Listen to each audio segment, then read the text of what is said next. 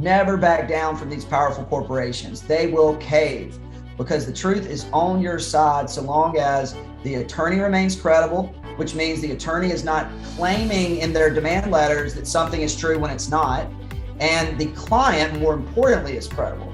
A lot of attorneys overlook the importance of preparing their clients for their deposition testimony. The Concussion Center proudly presents Talk-N-Headz, a podcast based on all things related to head injuries. This is not just a show about concussion. In this series, we take an in-depth look at the brain and its function specifically after there is trauma. Hosted by Brent Jones, Antonio Walden, and Dr. Robert Allen, Talk-N-Headz was created to give a realistic perspective to head injuries. So sit back, relax, and let us fill your head with brain knowledge. All right, everybody, welcome back to another installment of Talk-N-Headz. You just got me, the Lone Ranger, this time. I think Brent and Rob are actually off somewhere, foot racing or wrestling. See who's actually going to be Batman, who's going to be Robin. But we're fortunate enough to have picking up all of the slack for those slackers, Mr. Blade Thompson of Blade Injury Law. Those of you who don't know Blade, you should. He's a great friend of the podcast and also a friend of the Concussion Center. Blade is an injury attorney here in Atlanta, Georgia. He specializes in trial law. He also has a wealth of knowledge surrounding brain injuries from auto and trucking crashes and other PI cases. He's licensed in Georgia, Florida, and Alabama. And we are so fortunate to have him sitting on with us today to give his insight into this world of brain injury and TBI. So, Blade, welcome to the podcast, my friend. Hey, thank you, Anthony. I'm glad to be here. Appreciate that. Antonio, sorry. I'm thinking about my client, Anthony, right now that we're going to talk about. So excuse me. Oh, no problem, sir. It's not the first time. So we've had a couple different episodes encompassing head injury from many different areas or vantage points. And today we wanted to talk about it as far as from the legal side, what you actually see as the attorney, that kind of thing. Yeah. Because I can imagine with this being as new as it is and still having so many things to be figured out. Yep. Every day something new introduced into it, that there have been many difficulties on your end as far as getting it appreciated when you're including it into a personal injury claim. So I want to talk through some of those difficulties that you've seen and see how you've overcome them or how you plan to overcome them and all of that good stuff, sir. Yeah, absolutely. So this case that I mentioned to you earlier is still ongoing in a way because my client, I'm going to call him Anthony. His name's really not Anthony, but for purposes of confidentiality, we're going to call him Anthony. Anthony is a wonderful human being, and he's 71 years young as of today, lives in Georgia, and had an unfortunate car wreck on January 6, 2017. Mm-hmm. And what's crazy is that in that car wreck, it was heavy damage to his car, clear liability. The other driver was clearly at fault, and it was an auto crash. So goes to the emergency room. They diagnose him with a head injury, among some other things. And literally 33 days later, on February 9th of 2017, Anthony gets in another heavy damage car crash. Oh, wow. And it happened in Georgia still. Anthony was not at fault for this second crash. And the second crash led to an emergency room visit where he reported, being in the crash a month earlier, sustaining a head injury, being diagnosed with a concussion. So the ER doctors had that in their notes. He actually went to the same hospital, and they noted that, based on his history, this second crash made it worse. And in our terms, we say, it aggravated or exacerbated. When we're talking to medical doctors about medical causation, that's something we have to prove. So what's even wilder about Anthony's case is he had a third car wreck in April of 2017. So 3 car wrecks in less than 4 months. Oh, wow. And this was probably one of those cases that most lawyers would run away from.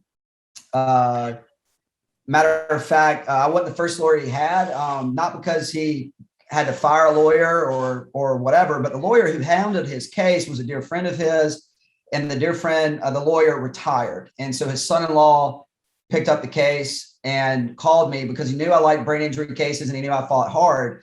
And I was licensed in Georgia. This referring lawyer was in Alabama. And so he called me up and said, hey, can you help this guy? He's got a thumb injury and he may have a concussion, but I mean, I think the thumb is the focus of the case. And I'm like, I don't think so. I said, I think this is something we need to look into. So by this time, all the medical treatment was underway. The case, this is now 2019. I'm being called literally to file a lawsuit in less than 30 days because the statute of limitations was coming up. Right. So I filed both lawsuits at the same time in different courts. One was filed in Richmond County in Augusta. The other one was filed in Columbia County, which is right next to Augusta as well. And the insurance carriers are Geico, Travelers, and then not that really matters. I think the lawyers care more about this, but the other liability carrier for the first crash was Progressive. And then my client had Travelers for uninsured motorists with a total of $275,000 in total coverage, $25,000 with the at-fault driver's insurance, Progressive, and then $250,000 with Travelers. So for the second case in February, Travelers was obviously on that case as well with $250,000 and uninsured motorists. And then ironically, the at-fault driver in that case had Geico with only $25,000 in liability coverage. So I know I said uninsured, I really meant underinsured. So most clients don't know what underinsured or uninsured motorist coverage is, but it's so critical because as you can see, this client, Anthony, he had a lot. He had $250,000 in uninsured motorists per claim. And let's fast forward, right? So this was a very complex case. At the time I got involved, the previous or referring lawyer had sent a demand and gotten a 0 offer from Travelers. Of course, he already got the $25,000 from Geico and Progressive each on each respective claim, but there was another $250,000 out there. And Travelers was like 0. 3 car wrecks in 4 months, like good luck proving this. So anywho, the case came to me, I litigated it, and one of the cases settled for Anthony this past July for the $275,000 total, coverage. So basically we got the $250,000 from Travelers. Oh, wow. I'm in the process of getting a life care plan finalized on the second case. And then we expect Travelers to, pay up the full policy. Interesting enough, a lot of people don't realize this. When someone sustains a concussion, it is the start of a disease. And there's scientific literature on this, especially when they develop post-concussion syndrome. So, we've all been hit in the head if we played sports, but I'm not talking about a temporary concussion. I'm talking about one that you still have symptoms 90 days post-trauma, post-crash, for example. So in this case, Anthony was diagnosed with post-concussion syndrome just a few days after the second crash in February 17. He was diagnosed, I believe at the time, by a neurologist he was seeing. And the neurologist asked him actually to go see a neuropsychologist. And the neuropsychologist I eventually met with, and we took his testimony on medical causation.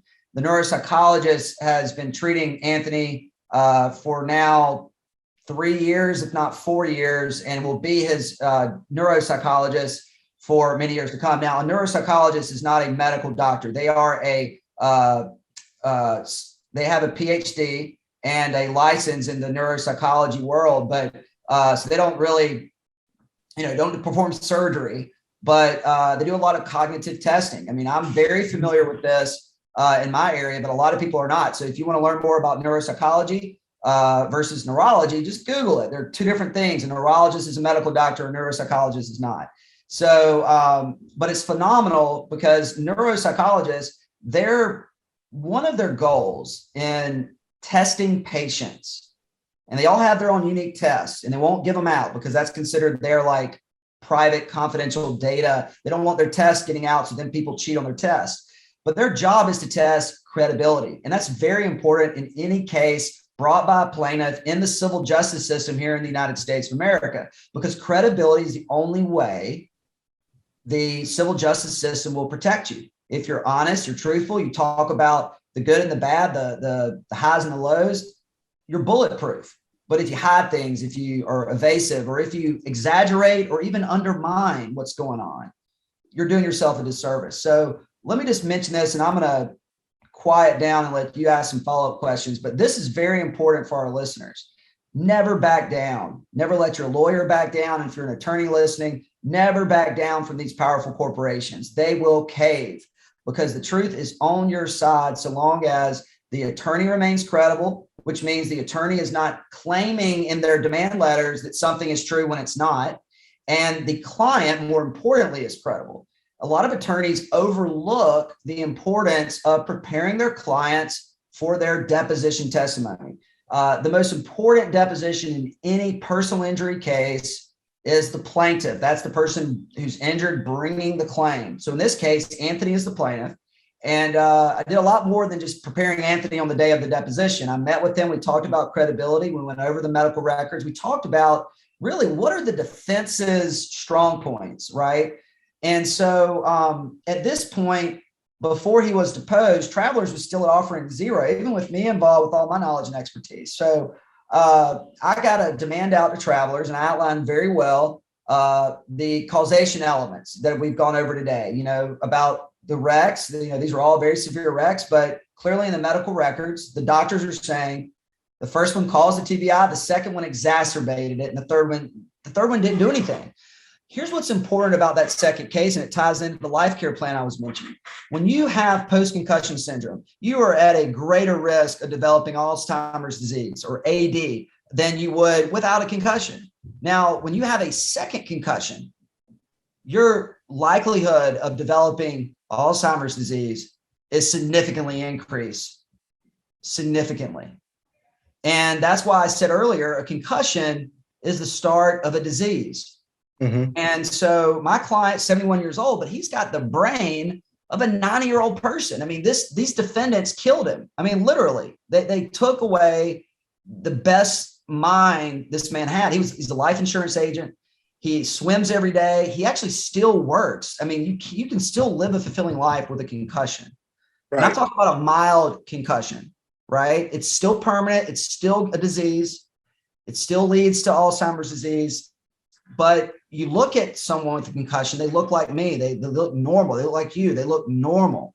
You don't see a big gap in their head or gash or scar. Exactly. You get into a moderate or severe brain injury. I mean, we're talking about holes in the head and all this stuff. So, but my client lost consciousness on both first two car wrecks. And the neuropsychologist, we took a 3.5-hour deposition. We broke it up in 2 days. During the deposition, we did it on Zoom, and I was basically able to show this neuropsychologist things that he did not have in his medical records, things like the photographs of the property damage, the notes from the other doctors who saw him before Anthony went to him. And the reason this matters is because a lot of the doctors that see a patient, they're relying on the history given by the patient. And oftentimes they don't get all these medical records. It's just they take the patient as they find them, in good faith belief. So at this point, before the neuropsychologist was deposed, Travelers would told me, we're not paying but like $16,000 on the second case, and the most we're going to offer on the first case is it was really low. It was like $65,000, right? And this is where he had fractured that hand, and it was not his dominant hand. I think it was his left, which is what I'm holding up. But understand that, he had a lot of injuries from the first wreck. The second wreck strictly was aggravation of the concussion, right? So the life care plan comes in because it's documenting on the second case that because the second concussion happened, he's at a greater likelihood of developing Alzheimer's disease. And the neuropsychologist has actually already said he's concerned that he thinks he's already developing it. He's already in the early stages of AD. So now I can have a life care planner come in who's certified, licensed, and able to give testimony as to what are the projected future medical costs. Everyone focuses on what happened to the person, not like what's going to happen. And then they argue with the insurance company like, well, I don't think they're really going to have a surgery. Well, the life care plan is different. Life care plan actually documents everything from prescription costs to mileage to home health care, long-term rehab, things like that. It's crazy. But, all that being said, if there was $1 million in this case, I would fight hard to get it. There's just not. And unfortunately, there's really no huge bad faith penalty in Georgia, except 25% of the policy limit and all attorney's fees and expenses. So if we have to try the case on the second one in Columbia County, we will. Actually, I think it's in Richmond County. But my point is that travelers, now that I've taken the neuropsychologist deposition, they're already up in the 6-figure range. And you might be thinking, Blade, why are you even fighting them now? It's because my client deserves full justice, not partial. And Travelers is still offering him partial justice, and his medical expenses will be astronomical. And why should the taxpayers in Medicare, it's funded by taxpayers, why should they take up the majority of those costs if Travelers can honor the promises they made to Anthony when he took out that uninsured motorist policy years ago, not knowing he would ever get in these car wrecks? So right. I'm going to hush up. And then I just wanted to give that intro because I feel like so many lawyers are too scared or too concerned to ask for help. And I'm the opposite. I'm like, I've got to ask this expert this and that lawyer that and this person that. It's so important to be humble and tell your clients, I need to talk to another lawyer about this because this is a new area for me. And the client will respect you. There's a great book by Rick Friedman, and now I'm going to stop. But the book is Becoming a Trial Lawyer. It's available for purchase on trialguides.com. You can buy a paper copy. You can buy an electronic copy. No, I do not get royalties or kudos for Trial Guides for doing that. I'm just sharing some knowledge. But Rick Friedman's book is an amazing book. It's what made me become a trial lawyer. So I highly recommend that. So what you got for me, Antonio? Well, no, I appreciate you giving us that insight because that's, like I said, why we asked you here, because that's insight that we can't give. Yeah. We are here on the provider side. We see things from this side, but there's a whole nother side that we have limited to no knowledge of. So with that groundwork that you have already put in on this case, how difficult have you found it to be to find providers that may be able to supply what you need in the realms of head injury? With it being relatively new, we know there's a lot of providers still dipping their toes in, figuring things out. Has that been a difficulty that you found, especially in outlying counties, that kind of thing? Yeah. I think it's a challenge when a patient does not have health insurance. I think it's a challenge when there's limited auto insurance money. I think it's a challenge when the patient lives in an area where the attorney may not know doctors there. But that's why we have a wonderful network. The personal injury industry, it's not just one law firm. It's probably the most resourceful and helpful industry out there. I'd say it's better than our standard health insurance, healthcare industry. It's more efficient. We can get patients seen faster. Great groups like the Concussion Center here in Atlanta, or Neurobehavioral Associates in Augusta, Georgia, where Dr. Hertza is the neuropsychologist. I mean, that man is incredibly talented. He is studying the coronavirus. And I just want to throw this out there. When you have a concussion, it's very common to have what we call brain fog. There's a lot of other symptoms, but brain fog is very common. I recently had COVID and that was vaccinated. And thankfully I didn't have to go in the hospital or anything. But the point is that brain fog with COVID is only a taste of the brain fog that someone with a concussion, post-concussion syndrome, or otherwise a mild traumatic brain injury to severe traumatic brain injury feel on a daily basis. Mm-hmm. And I've never had brain fog, and it was humbling, I will say the least. I'm a solo practitioner. I have 5 staff members, not including my wife, who is my business partner and COO of our company. So we really have 7 people, including myself. But the point is that I was so dysfunctional because of the brain fog I had for 2 weeks, basically. And some people have it longer. And this neuropsychologist in the case, Dr. Hertza, actually on the second deposition, which happened 2 weeks ago, it was literally when I was sick with COVID. And I'm like, I'm not rescheduling this. I'm doing it. I'm like, at one point I said, Dr. Hertza, I'm currently, quarantined on Zoom, obviously at my home, and we're talking, but I have COVID and I'm getting over it. I feel a lot better, but I still have the brain fog. I said, could you tell us, how does the brain fog from COVID relate to the brain fog that Anthony has and just patients with concussions in general, right? And he actually said, I'm actually writing research on this right now, actually. It's good you mentioned that. And he commented, I was like, this is brilliant, And so I just think that, this day and age, more juries are aware of the NFL concussions, the concussions that come from sports and from injuries from auto crashes or slip and falls, or in the case of Bethany Snyder's big verdict with Betty Davis, those 2 lawyers had a great verdict in DeKalb County, I think 2 or 3 years ago. And their client was just a taxi driver or something. And he was on the sidewalk and a scaffolder, piece of scaffold, sheet metal or something fell off and hit him on the head. Like it can happen to any of us. You don't have to be in the car.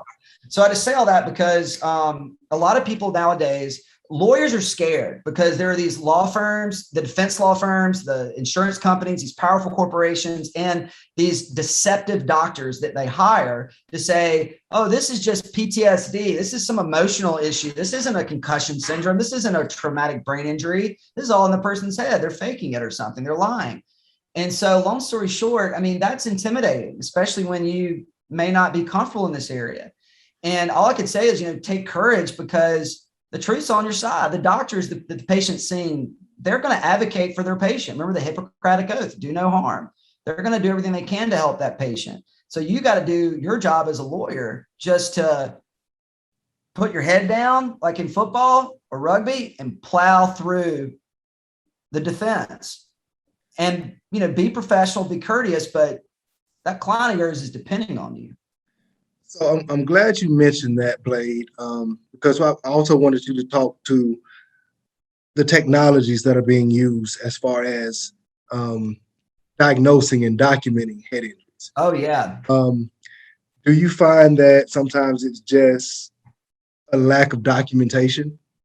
I think it's a symphony. I think you're right. I think lawyers are used to, okay, if you have a spine injury, like a herniated disc, you can normally detect that with an MRI, an imaging exam of the area where the injury appears to be coming from.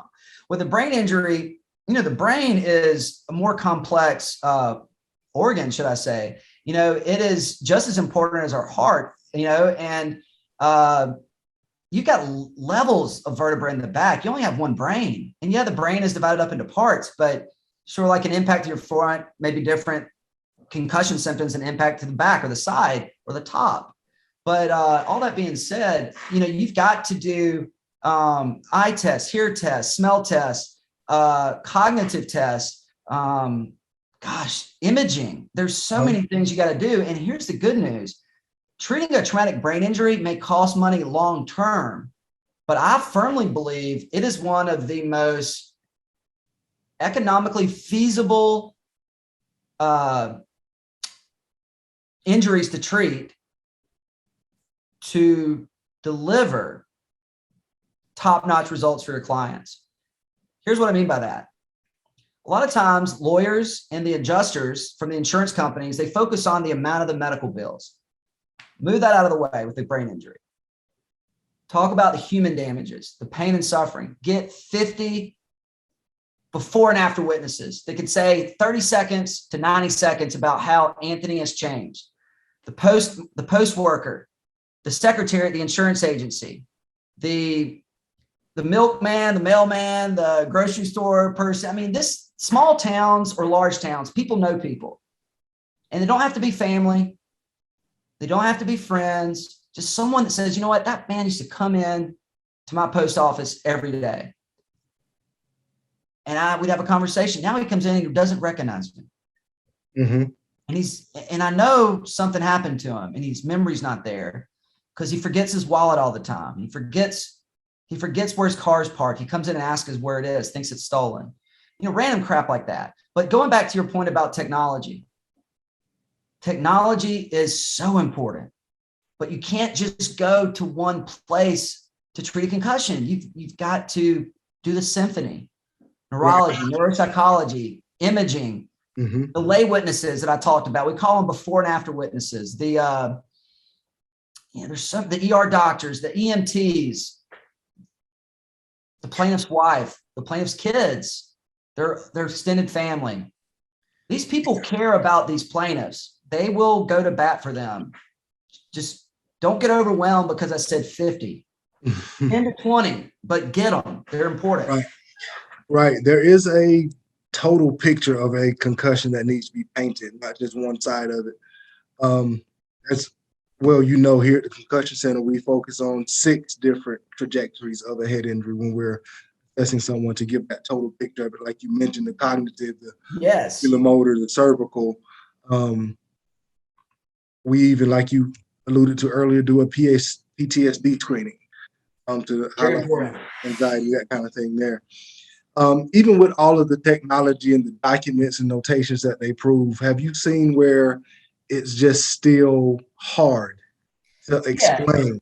100%. Yeah. So like in a mild traumatic brain injury case, that's the most common, right? Oftentimes MRI of the brain will be negative. It won't have anything on there. A CT of the brain will be negative. Emergency rooms often misdiagnose concussions. Patients don't even realize they've had a concussion, yet they've had a direct hit to the head, and it's documented. I've got a couple of cases like that. So what can an attorney do to figure this out on the front end before they get way off the reservation and the person's treating for their spine or their thumb and they're not thinking about this? There are intake forms that are 1 page. It's called the Rivermead Post-Concussion Symptom Questionnaire. I use it. There's also the Philadelphia Head Injury Questionnaire. I use it.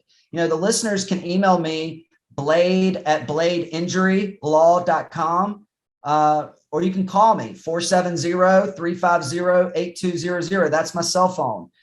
You can text me or call me, even on the weekends. And if you drop your name, your email address, I won't add you to our marketing list. I'll just say, hey, I'd like those concussion forms. And I'll give you the forms, but I'll also give you if you're an attorney and you do nothing but plaintiff's work and you don't do insurance defense work, I'll give you the letter I send out to my clients where they fill out the head injury questions. And it's literally a letter that clients call me when they read it. And they're like, I've got it. I have these symptoms. I didn't realize it. I had a client this week say, I thought these symptoms were because of COVID. She got in a wreck in May, hit her head, bleeding. I mean, no one's diagnosed with a concussion. Because I said ERs, they're not focused on that. Right. They're focused on making sure the bullet wound is out, right? And it's stitched. The fracture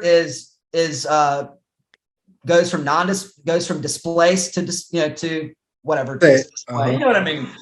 So like they're just making sure you're alive where they can discharge you to follow up with your primary care doctor. I mean, that's what they say all the time. And everyone thinks, my primary care doctor, I must be okay. Right. So it's crazy, man. So like, that's what a practitioner needs to do. Now, as an attorney, chiropractors often see these injury patients, and chiropractors are masters of whiplash, and whiplash is a form of a closed head injury. So a lot of chiropractors are trained to look out for whiplash. So if they say you have whiplash, you may have a concussion, and it could be severe. It could be temporary and it goes away, because whiplash can be mild or it could be severe. So it's very important to not go to a chiropractor for a concussion. I'm not saying that, but to consider the concussion. If you're having sensitivity to light, blurred vision, you don't have to have all of these things. If you can't lost your sense of taste or smell, it probably isn't COVID if it's still there after 2 weeks, just saying.